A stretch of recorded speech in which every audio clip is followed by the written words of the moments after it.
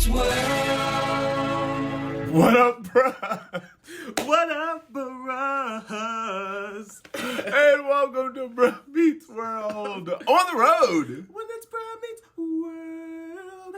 I'm Ceej. And I'm Tony Curtis. You guys, not only are we on the road, we went to go see a little live show I think you may be familiar with. Yeah, we went to a live production of sorts with our best friends. Best friends. That was those are their words.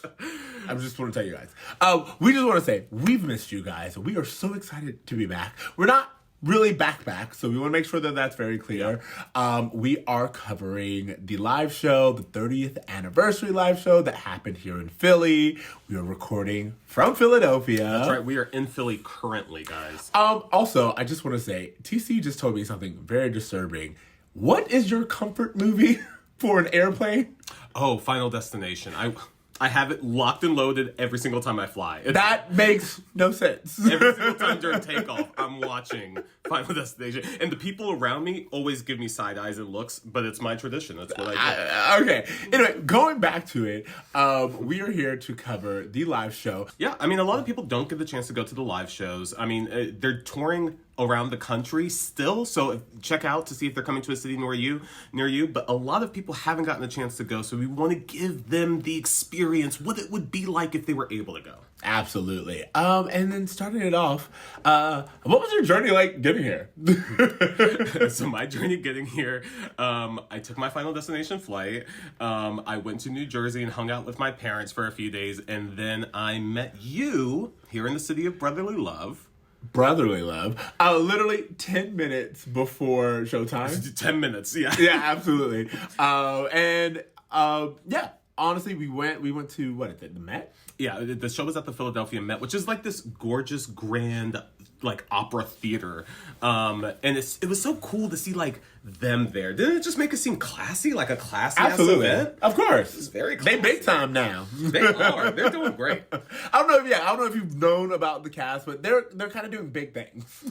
You know what really surprised me too was not just like how fancy the theater was, but how many people came out. Like people showed up. And people showed up and showed out. I will say that we went to the live show, like their first, what you call like their dress rehearsal. Yeah. And that was the show we went to back in the spring where they had their first Bully reunion. That was in Los Angeles, and we were able to go. And that was like their first live thing they ever did. So to see the birth of this tour and to come and see it once it's fully polished, it's just like not really night and day, but they've just really refined. Like I would say enhanced. They've enhanced the show. Yeah. And we really it's a really quick show, tight show. Yeah. But they definitely bring it. And as I was saying earlier, the audience also brought the energy. Yeah. I think that's one of the things that we loved the most of all were the fans who were around us. There was so much excitement. There was so much energy. There was so many great costumes. I also think, because they're on tour everywhere. People are like, why did you guys go to Philadelphia to see this? They're coming to Los Angeles. Well, first of all, it's the 30th anniversary. And as you know, we can't really do anything that we wanted to do for the 30th anniversary because we're on hiatus. So we were like, what can we do to still participate in this celebration? And what better way than to come to Philadelphia, the home of the Matthews? And let me just say, being in Philly was part of the magic of last night because that audience, the energy, it felt Philly in like all the best ways. The best ways. Yeah. Okay, so let's do a little recap of some of our favorite highlights from the show. Absolutely. Well, first of all, we want to say that Danielle opened up and said that SAG, they got the approval from SAG to do the live show. So for all of you who are wondering, this was a SAG approved event. We of course want to support and just honor the strike that is still happening at this point in time of recording. And we will be on hiatus. The show will continue to cover itself, but also not have actors as they are respecting the strike. But the rest of this content we are free to talk about and we are excited to talk about. So there's that. Also, fingers crossed that this whole strike is over soon. Because, Very soon. guys, I miss talking to y'all about movies and TV and shit. It's all I want to do. In fact, hopefully it's done by the time we send this episode. Yeah, hopefully. We'll see. Fingers crossed. Anyway. Manifesting. All right, so the show begins. Lights go down. Already high energy. And also, like, before even the lights go down, we're finding our seats. And we've had several people come up to us and they were like, are you the Boy Meets World guys? What's great about going to a Pod Meets World show with us is that people will just be talking because obviously we don't shut up. And people will hear our voices and they'll just start like side-eye, like the heads turn and they're like, I recognize that voice. I do, like, hearing people say, I recognize your voice, honestly, I hate my voice. So the idea that people... What's so funny? I don't like my voice either. And people they're constantly like, compliment they're us. like, I love your voice. I'm like, why? Yeah. Ignore this if you're listening and you love our voices. Please continue to listen. But You know what? I think it's trauma for being a suburban black kid. Of just maybe like that's it. feeling like my voice was never like, I don't know, like the voice of that was I was hearing through media projected. That's actually that's way deeper than I was prepared to go. Because you could be onto something there. But I wanted to say we were surrounded by diehard fans. And again, diehard fans of ours. It was great to hear people come up. If you see us at a live show, do not hesitate. Please. We had so many people be like, hey, I didn't want to interrupt. Honestly, I saw you. Don't get me wrong. I love the show. But I would say, like, not half, but a good chunk of the enjoyment came from the community of the people there. Like, interacting with people, talking to people. Everyone who came up with us, we had conversations with. We talked about Boy Meets World shit with them. Deep, like, what's your favorite episode? What do you love about the show? Like, these were the conversations that I, like, loved having. So that was a real highlight for me. Absolutely. And then as far as the live show, as we were saying, getting back to it, lights go down. They come up. We have some stuff that we can't tell you about, but we will say. We want to keep some secrets. The opener was really good. There's a surprise opening. We're not going to tell you what it is. It's the best. It was so much fun, and the audience responded very, very well to it. The audience responded appropriately. You know, have you ever been to a concert for a band and you're like, guys, this is like a major band and no one's singing along, no one's like doing anything, but that was not the case. Absolutely. At this place. Yeah, they were diehards. And then they come out, and I will say, they come out, and crowd goes wild, as they should. Yeah. The cast looks amazing, as they do. They're like vampires. They do not age. Like, every time I see them, they look better. Will looked so good last Will looked good. And again, like, I know that, like, Will has his whole thing with, like, his weight, so we don't really want to harp on that, but Will lost some weight. He was looking fit. He was looking good. So fit. Absolutely. I loved it. Yeah. So Will came out. They all came out. And the crowd goes wild. I will say, one of the things that we're going to tell you now, one of the reasons why we're not really sharing so much is they want the tours to be a great experience for everyone, and they want the surprises to be surprises. So they announced to the crowd that they would like allow them to have like one photo op moment, and then please put the phones away. So we all honored and respected that. They had their little moments, and then they just get into it. Yeah, and by the way, guys, we do have these pictures on Instagram. So if you haven't seen our Instagram photos yet, check it out in our highlights, and we'll make a post for it too, so you guys can see everything that we got. Absolutely. And then, so being in Philly, they did their little banter, their little, you know, like, how have you been? What's going on? They talked about all the things that they did while they were in Philly. That's true. They went to a Mets game. They threw Danielle threw a first pitch. She has a baseball card now, which is insane. She has a baseball card. It's crazy. They also did a dance with the Philly Fanatic or something like that. Yeah, like, exactly. They really got into Philly this week, which I love. And speaking of Philly, their first big guest was a Philly native. A Philly homie. A Philly homie. Yeah, a homeboy. Matthew Lawrence. Which, I'm not going to lie, Matthew Lawrence came out and, you know, we've met the cast a few times. And so seeing them on stage, it was like seeing old friends. I was really excited. But Matthew Lawrence came out, and I kid you not, the little kid in me was like, you're meeting a Matthews brother. I mean, like a Lawrence brother. Like I was like, oh my God, a Lawrence brother is here. It's so funny that, like, to me, Matt, like, I can see him as, like, his own separate entity, but every now and then I remember that he's part of this trio. Yeah, I can't express enough how much I was in love with Joey.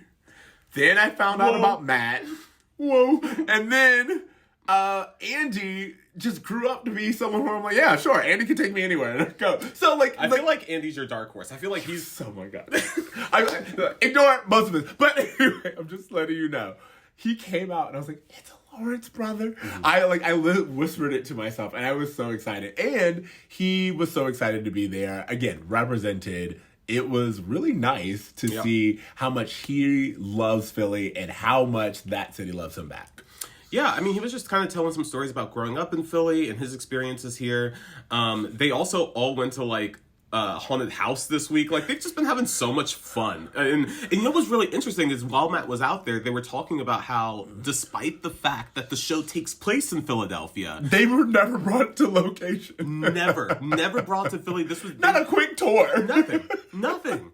They said this is their first time they had all been there together. Obviously, they came individually, but the first time they had, as a cast, been to Philadelphia, which I thought was really interesting. Absolutely. And Matt talked about herping. Oh yeah, Matt's got herps. Do we just? All right, so yeah, no. I think we need to explain. All right, so herping is apparently the hunting, the searching for lizards, right? Apparently, during 90s Con, when they were in Florida, they all went out to dinner, and Matt was a no-show. And then the next day, they were like, "Matt, what's up?" He was like, "Oh, I went harping last night," which was just Matthew Lawrence in the middle of the woods with a headlamp looking for lizards. Which is a crazy visual, but like everything that we've learned about him from like the Brotherly Love podcast and his guest appearances on Pod totally fits. Well, he's a herbologist, so that doesn't make sense.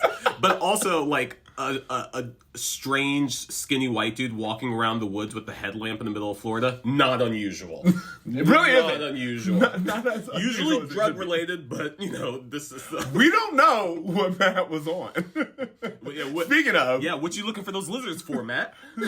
Speaking of, someone really early on in, like, the Q&A part admitted to being on an edible, and it honestly made the rest of the show fun. Because Will would just be like, are you also on an edible? Are you also on an edible?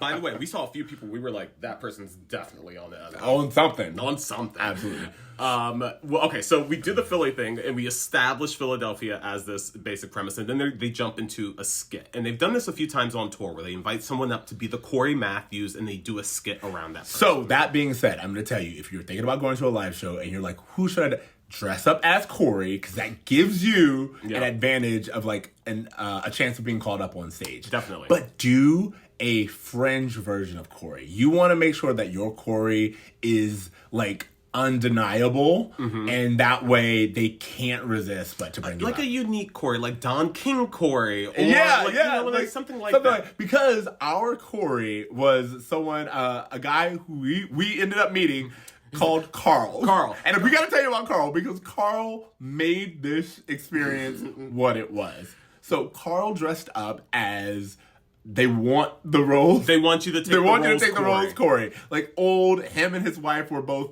old Cory and Shawn. They had roles in their pockets. He had roles that he committed. We love Carl. Shout out Carl. But anyway, he goes up on stage. Everyone's like voted for him. They voted on who should be called. They voted. Carl goes up on stage. They start giving him the Cory attire. Hey, you need too many shirts. You need hoodies. You need this. And you need one final thing. And they pull out a Phillies hat. The whole crowd cheers. And what does Carl say? Carl makes the mistake of being like, ooh, I'm a Yankees fan. You don't do that in Philly. Don't do that. The entire theater erupts in boos.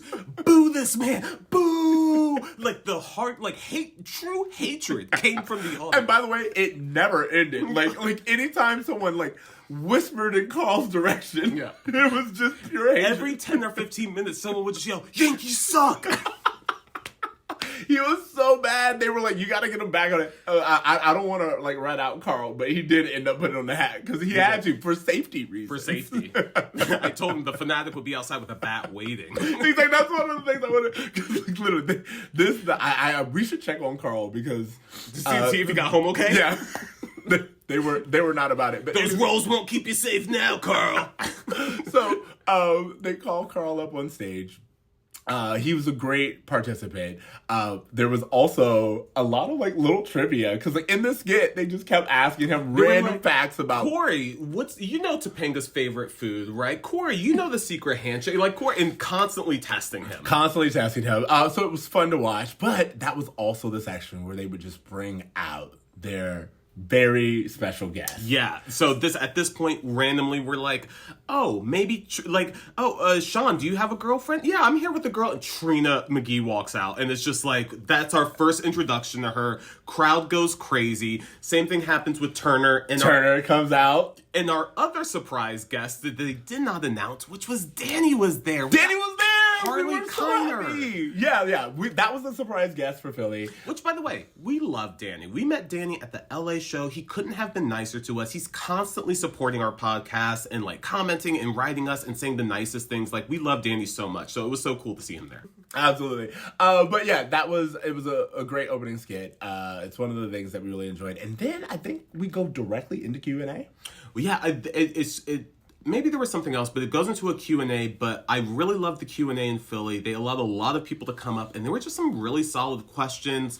Like, there was this one woman who was talking about how inspired she was by Topanga being the strong female character and how she just felt so, motivated by her. Yeah. Another woman who said she started therapy because of how vulnerable and open and embracing of therapy they've been on the show. So, really incredible insights on stuff. There was also, a little kid. I was thinking about him. His mom messaged us on Instagram. I forget their names. I'm so sorry. But he was the cutest kid. Danny. Yeah.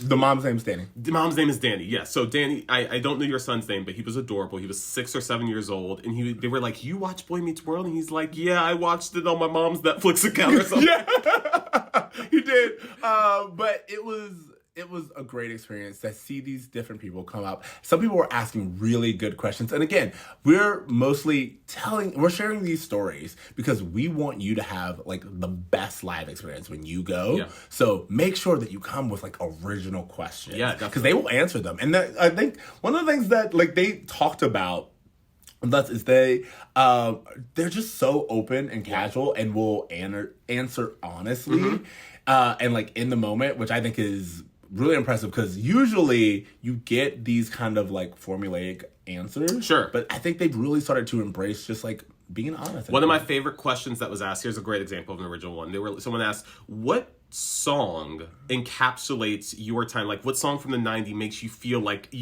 brings you back to that time on Boy Meets World? Which I thought was all of them were wow, no one's ever asked us that before. So that was a really good question. One of the questions that someone came and asked, it was to Trina and Ryder, who were you were in an interracial relationship. What did that mean to you and how did you navigate it? And it was really good, mostly because the entire audience responded to that question. And they really were you guys paved the way. And it was asked by a woman who's hey, I'm from the Deep South. I'm in an interracial relationship. And you guys were everything to me. And she said the story of Shawn and Angela really helps her.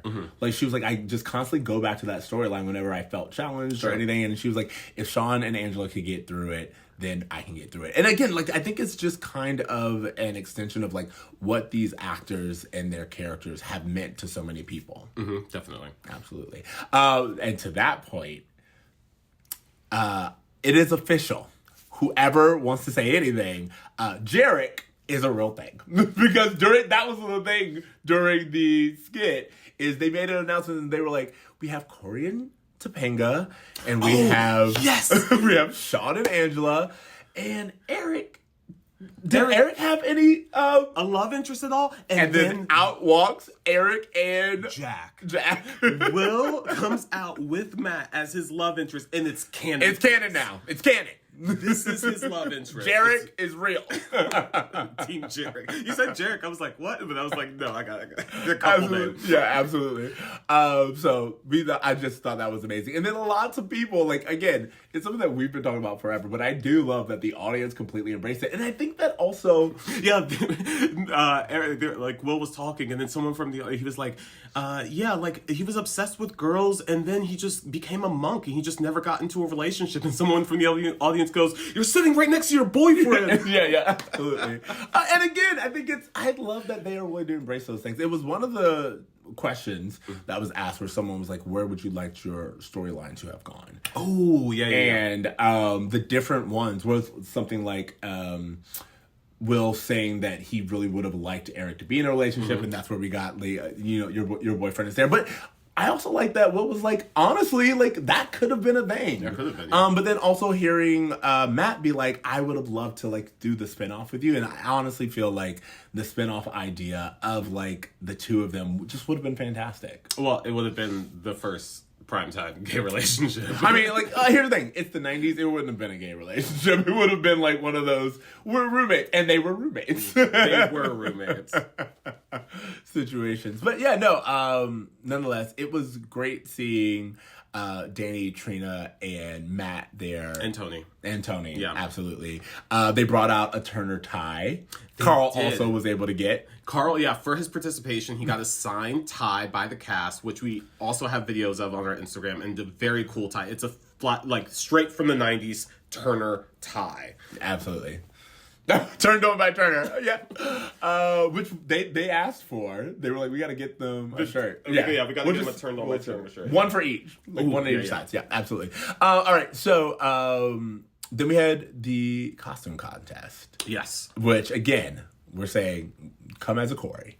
Go fringe. We had Trini's. We had little Cory. Yeah, there was a kid dressed in a little Cory costume, which was just she was dressed in a pig costume, but put a Phillies jersey on top of it. Which absolutely, that was like really good. Oh, one of my favorites, the Feeney and Morgan. Yeah, so they had a Feeney and a Morgan, and they were dressed as they are in the pilot when they're having their tea. Or was it the pilot? I don't think it's the season pilot. 1. Yeah, when he's babysitting. The babysitting exactly. episode, yeah. That was a really good one. Sneak attack Eric, so a person in a couch, which I thought was really fun. Exactly. There were a few of those. So I'm just going to say again, if you really want to get noticed, go fringe, but go hard. The woman who ended up winning the costume contest, she went above and beyond. She created like this giant piece of artwork out of like a cardboard or whatever, and completely like drew by hand and recreated the black and white episode from season 7, and then she was dressed in all black and white as Topanga, and it was very, very cool. It was phenomenal. There are pictures of it on Instagram. Yeah, Trina has it on her Instagram. Absolutely. But it was, I looked at it and I was like, She brought poster boards. Yeah, she brought props. Like it was like, oh, you're killing it. Yeah. Again, between her and Carl, I was like, the costumes were on another level. There was also another costume which I thought was really funny, which was alternative universe Topanga, where she goes to Yale. Topanga goes to Yale, and that was another one of our top favorites because like she had a whole backstory and a whole they gave her a moment to talk about what she thought that character would be. And we were really happy. We loved it. Shout out to her.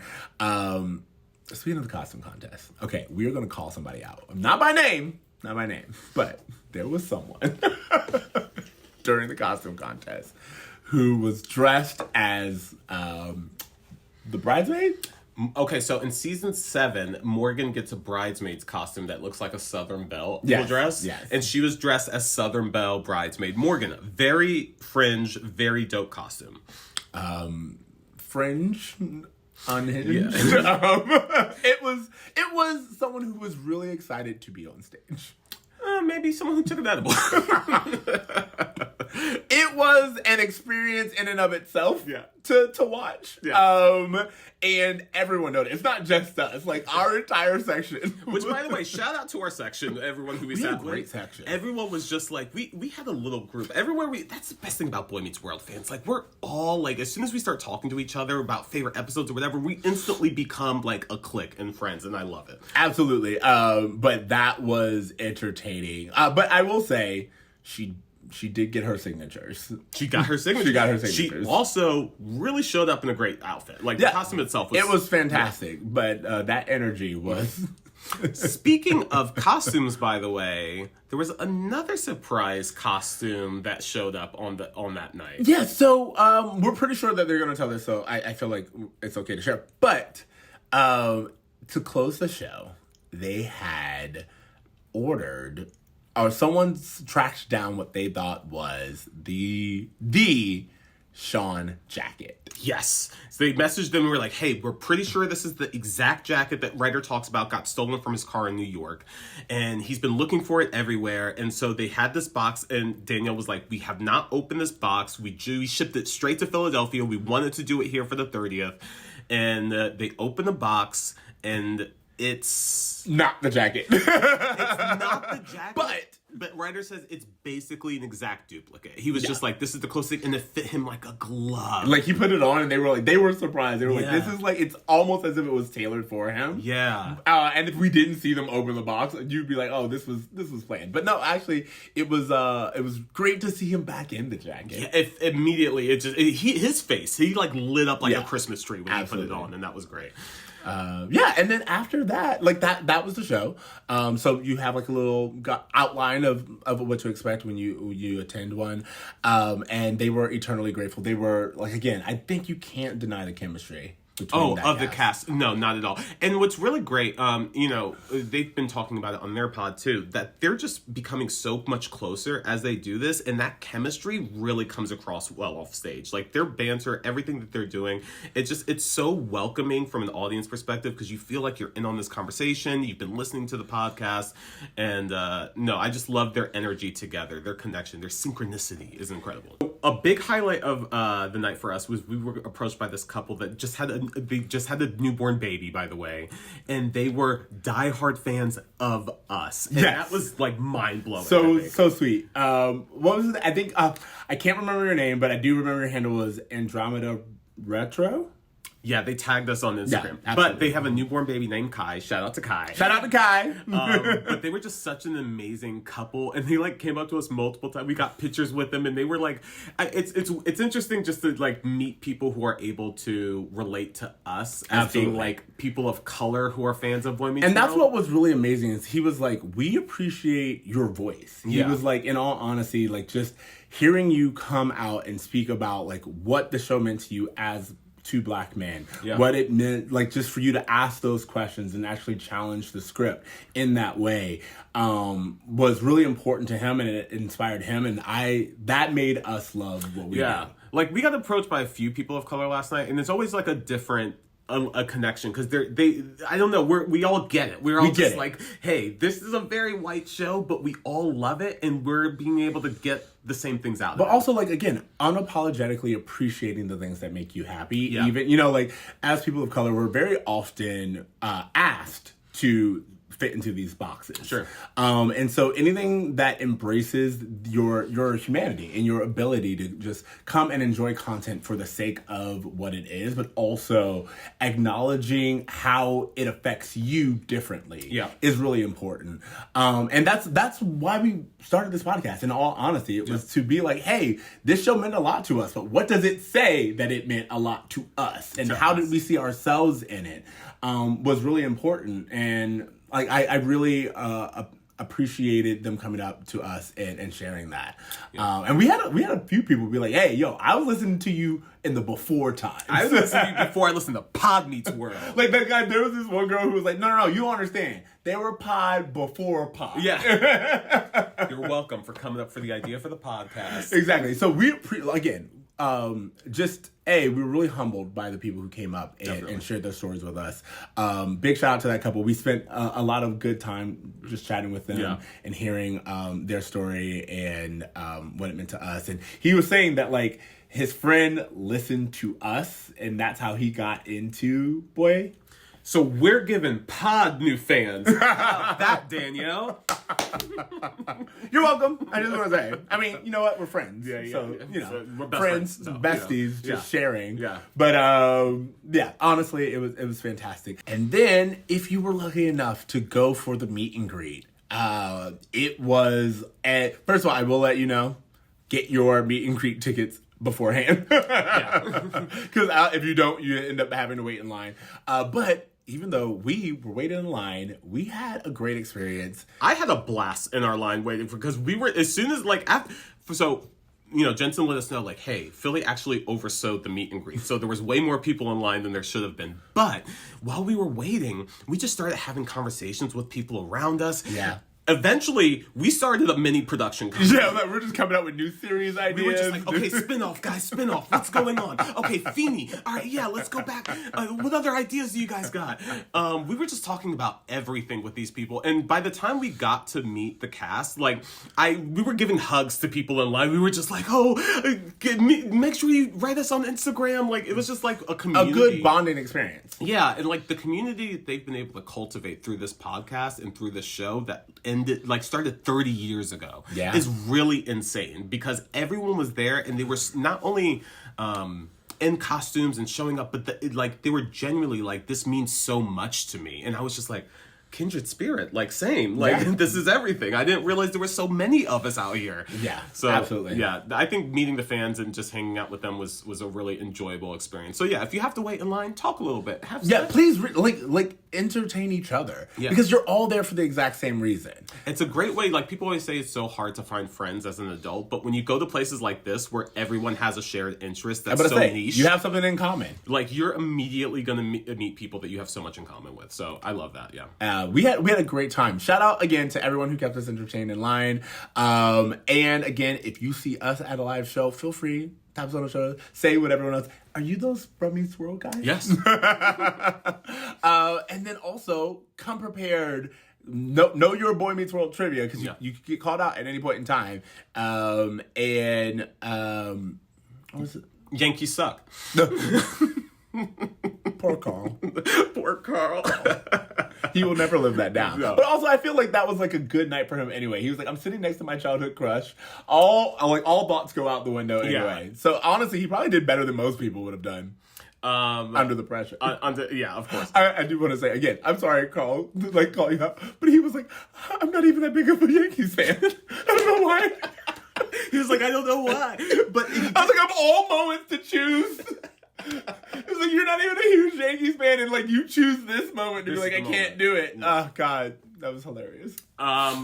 But yeah, we also got to meet the cast again, which was great. We got a great picture with them. They're like, oh, these guys, our old friends. Yeah, it was great. And what I love too is that, so Danielle talked about it on the podcast, how she was like, oh, Ceej is so tall. If you look at me next to him in our picture together, she made sure to stand. So she stands on stairs in our new photo, but the stairs almost make her seem tinier.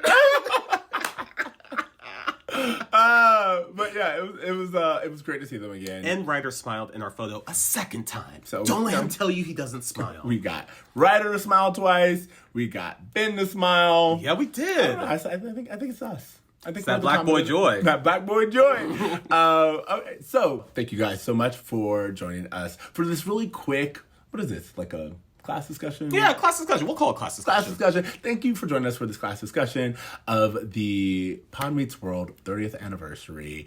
Thank you for everyone who showed up. Remember to reach out to us at Bro Meets World. We are looking forward to getting back in. And we also have an announcement to make, which is that TC and we've missed you guys. We still are honoring the strike, but we will be having a miniseries coming out in the next few weeks. Yeah. That we're really excited about, and we think you guys will enjoy just as much. So we have some new content coming your way, because we definitely want to interact with you guys. We miss you guys. We miss making content. The strike has been a struggle, but as you know, strikes are supposed to be disruptive, and that's what we're sticking with. But we found a little workaround for the time being until we're able to come back full force for season 7. So we have new content coming for you, and then also season 7. I don't want to hype it up, but our season 7? Our season 7. Our season 7's gonna be dope. Y'all don't even know we got surprises. We got stuff planned. So just know that we are looking forward to speaking to you again. And in the meantime, remember to dream, to try, and do good. Yankees suck. Later, bros. When this boy meets world.